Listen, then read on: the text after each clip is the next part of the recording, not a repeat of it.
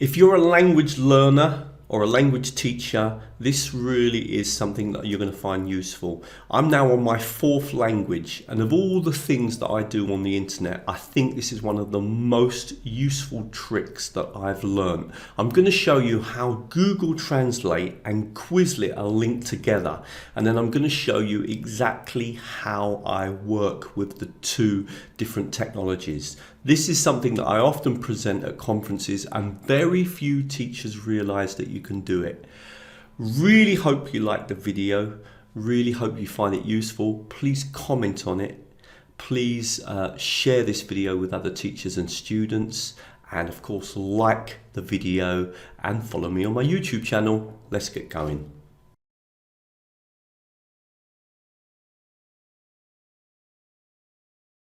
So this is a really simple idea, but very, very effective. We're going to work with Google Translate. Google Translate is a free app that you've got. As long as you've got a Google account, you can just click and open it. And it allows you to choose from a massive number of languages, and you can translate from one language to the other. Now, the important point here is that we don't need perfect translations, and Google Translate does do a good job of translating from most languages, and it actually gets better as there's more and more content on the internet. What we'll do in today's example is work from Polish, which is the language I'm currently studying, and English, which is obviously my native language. Now, let me just give you a really quick example. Let's imagine I was reading this particular or listening to this podcast, and there was something that I didn't understand. Let's take this one here, okay, this phrase here. What I can do is I can copy that phrase. Just copy it. I can come over to Google Translate and I can paste that phrase in, and immediately it's going to give me a translation. Now, I don't necessarily care that the translation is perfect, as long as I get a solid idea of what this sentence means. Now, notice that I can then listen to the sentence, so I can click here. Bardzo mi miło powitać Was w pierwszym odcinku. And that in itself is really, really useful. But the most useful thing is this, is that if I want to, I can save this phrase and add it to my collection of saved phrases. So I just click here, and now that phrase has been saved. So we can slowly build up a collection of sentences that we want to study, or phrases that we want to study. And this is exactly what I do in Polish. So as we're reading an article, or as we're watching a video that's got subtitles, we can take the phrases that we don't understand, we can put them into Google Translate and help us to understand what those phrases mean. And we can add them and click on this star to add those to our phrase book. And if we click here, we can see our complete phrase book of all of the phrases that we currently have in the phrase book, and you can add as many as you want. Now, the other useful thing about this phrase book is that you can kind of open it up in the mornings and just go through the phrases and play them. So this is something I often do in Polish. Bardzo mi miło powitać Was w pierwszym odcinku. Okay. Mamy dziś dla Ciebie dobrą wiadomość. Okay, and often what I'll do is I'll repeat what I hear. So I'll click. Mamy dziś dla Ciebie dobrą wiadomość. Yeah, mamy dziś dla Ciebie dobrą wiadomość. And so I'll practice the pronunciation. So that's useful in itself, but there's something really clever that we can do with these lists of words that we create, and that's what I want to show you now. I'm going to click on this button here, and then I'm going to click on this button here. Now, what happens is that it will import all of the words that you are currently listed in your Google Translate. So what I can do now, I just need to do this one thing. I'm going to move these just 2 columns out, just so that I can see the complete phrases, okay? You can give this a name, this document, because this will also be saved in your Google Drive, and I'll show you that in a minute. So I'm just going to click here. I'm going to write 24th, okay, 24th of September, okay? You don't need to do this, okay? This is simply if you ever want to come back to this list again. But watch this. This is the powerful thing. I'm going to just copy those phrases, okay? Control copy. In fact, what I can do is just right click and copy. Now I'm going to jump over to Quizlet. Jumped over to Quizlet. I've just got a free account. I'm going to click on Create Study Set. And now what I'm going to do is I'm just going to come down here. I can give it a title. So I've written here new words in Polish. Okay, just add a title. So I've written new words in Polish. Then come down here, click on this button here, import. Now all I need to do is paste in those words I've just copied. And you'll see that it does it all for me. If I click on import now, you'll notice that those words have all been imported in one go. So I've made a complete set of cards of all the words that I currently want to study in Polish. All I need to do, guys, to do this, once I've done this, right, is click on create. So I'm going to click on create now, okay? That's going to save those words for me.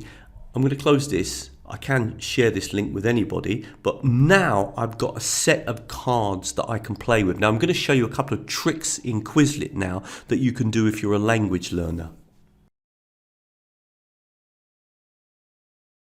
So let's say I want to practice with these words. I'm going to click on flashcards, and what I normally do is I come to options, and in the options I've got various things that I can do, and one of the things I can come down here and I'm going to click on turn on the audio.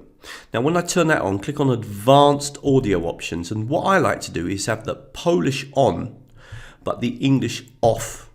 And normally what I also do is I start by answering with English, because obviously it's easier for me to work from Polish into English because Polish is the language I'm learning, and then after a while I will swap over and I will go from English to Polish. But we'll start by doing it this way. I then don't need to save anything. I just click here and okay, so now I'm hearing it in Polish and I've got to translate that into English, which means basically kind of carefully she defended her point of view. And I can click and see the other side. Okay, so and obviously I can practice as well, so I can say ostrożnie broniła swojego punktu widzenia. Really good. And if I want to click onto the next card, mamy podobne poglądy, pomysły i opinie. Mamy podobne poglądy, pomysły i opinie, which means basically we have the same basically views, ideas and opinions, you know, a sort of point of view. Okay, so similar views, ideas and opinions. Great, and then I can move on to the next one. Now I don't only play with the flashcards. If I close this down, another one that I often do is the match. I'm just going to click on match, start the game, and in this game there's no sound, but what I've got is lots of words on the screen that I can basically put together. So for example, those two go together. So this is very much about reading. Remember, I don't work with single words. I'm always working with the sentences. I like working with sentences. So there's two really quick ideas. Now, if you want to learn more about Quizlet, I'm going to put a link now on the screen to a detailed video about how Quizlet works. But what I'm going to do now is jump back and show you some amazing tricks and things that we can do with Google Translate. Just quickly to point out as well, there is another brilliant tool for studying vocabulary that both students and teachers can use, and that's actually more popular on my site than Quizlet, and that is a tool called WordWall. And if you want to find out about a WordWall, I'm going to put a link up on the screen now so you can learn about how WordWall can also be used for studying vocabulary. Just a really quick 20-second break from the video. If you like the video and you want more free videos, and particularly if you're interested in languages, then come over to teachertrainingvideos.com. Loads of stuff on the front page, particularly for language teachers and language students, but there is a special section as well on languages. The other thing is, if you want to follow my work, keep up with my blog posts, keep up with all of the webinars that I do that are often free and the courses I run, then sign up to my newsletter and you will be updated with all of the latest stuff and you'll get notified of all the free webinars I run. The other thing just to point out is that I do keep a blog for language teachers that you can find at the bottom of the first page. Right, let's get straight back to the video.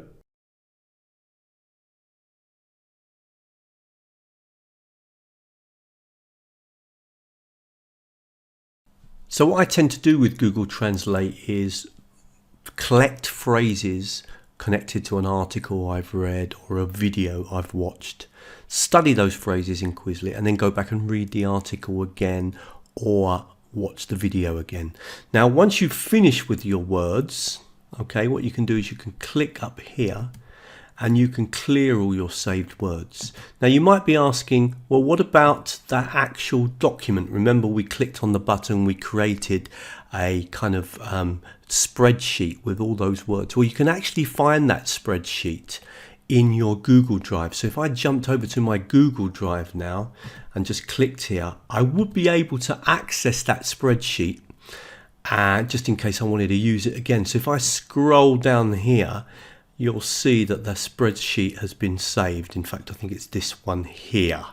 Okay, so I can click and see that that spreadsheet's there. Now, I don't often go back to the lists. In all honesty, what I normally do is after a couple of days is I simply just delete them because I've already used the words in Quizlet and I don't need to kind of go back and work with the spreadsheet again. But the spreadsheets that you create each time you make a list in Google Translate and save it as a spreadsheet, that will actually be in your Google Drive.